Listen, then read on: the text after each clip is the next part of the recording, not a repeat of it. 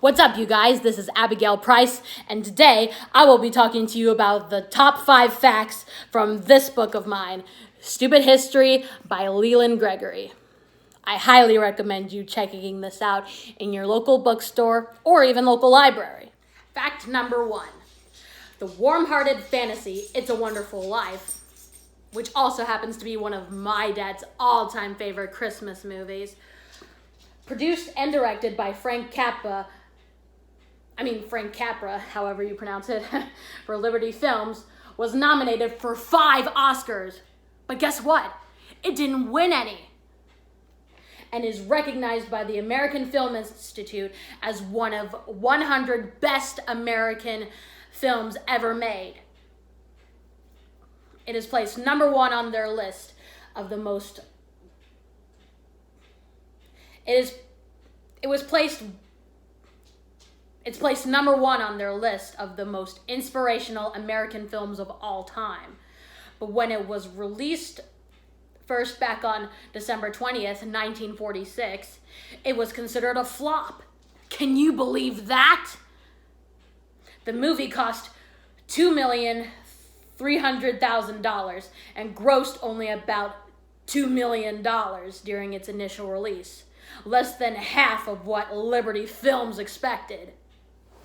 What do you think about that? No offense to all you It's a Wonderful Lifers out there.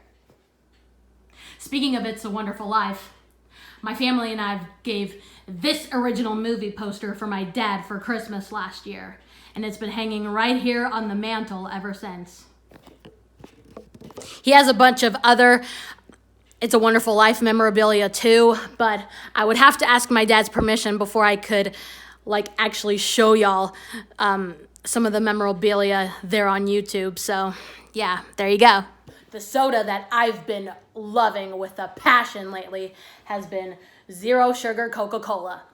And speaking of Coca-Cola, according to this book, The Case of Coke, Coca-Cola is not only an American institution, but it's one of the most successful businesses in American history. John Pemberton, a pharmacist in Atlanta, concocted the drink in 1886 for use as a non-alcoholic nerve medicine. And yes, the first recipe included coca leaves, along with cola nuts and other herbs. Pemberton would then mix the thick syrup with tap water and sell it in his drugstore. The story is that a customer complaining of an upset stomach asked Pemberton to mix the syrup with carbonated water, and it was at that moment that the pharmacist realized he had the real thing. So Pemberton began producing Coke and retired as a billionaire. Well, if he did, he wouldn't be in this book.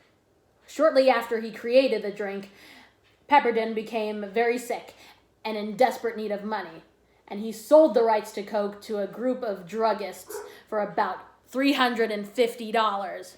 He died of cancer in 1888. Pemberton went from soft drinks to hard times. Hope y'all excuse me for stuttering and maybe burping when I was talking about the Coca-Cola fact, which I will call fact 2 for this video. Number 3. The person in history who was in the wrong place at the wrong time 3 times running was no other than the son of Abraham Lincoln, Robert Todd Lincoln. He was not only there for when his father got shot in April 14th of 1865 in Ford's Theater, but in 1881, just a couple of years later, in 1881, he was unfortunately in the same room as President James Garfield on the day that he was assassinated back in 1881. And you can look it up to find out what actual day it fell upon. And just 20 years later, he was to join President William McKinley at the Pan American Exposition, arriving shortly after McKinley was assassinated. Had he not narrowly escaped death at such a young age, however old he was, he probably could have been assassinated himself In fact, one time, while standing on a crowded railroad platform, he stumbled and nearly fell onto the tracks. He was grabbed by the neck of the shirt and pulled to safety in the nick of time. The person who saved his life was Edwin Booth, the brother of John Wilkes Booth. Yeah, I got chill bumps too, just reading about that fact. Fact number 4. Have you ever heard of show business legend Oscar Hammerstein? Well, if you have, he's the only person in history to ever win an Oscar. Oscar was the only person named Oscar to win an Oscar. In fact, he won 2 of them. In 1941, for his lyrics to The Last Time I Saw Paris from Lady Be Good, and in 1945 for his lyrics to It Might As Well Be Spring from the film State Fair. And no, that's not Oklahoma. And finally, last but not even least, fact number 5. The red ruby slippers that Dorothy wore in The Wizard of Oz, one of my all-time favorite movies, by the way, weren't actually ruby at all when the movie was just being made. But according to this, they're some of the most famous footwear in history. The ruby red slippers Dorothy wore in The Wizard of Oz. But in L. Frank Baum's original novel, The Wonderful Wizard of Oz, he had her wear only silver slippers. So why did they change it? Because when shot in Technicolor, red looked more brilliant than silver.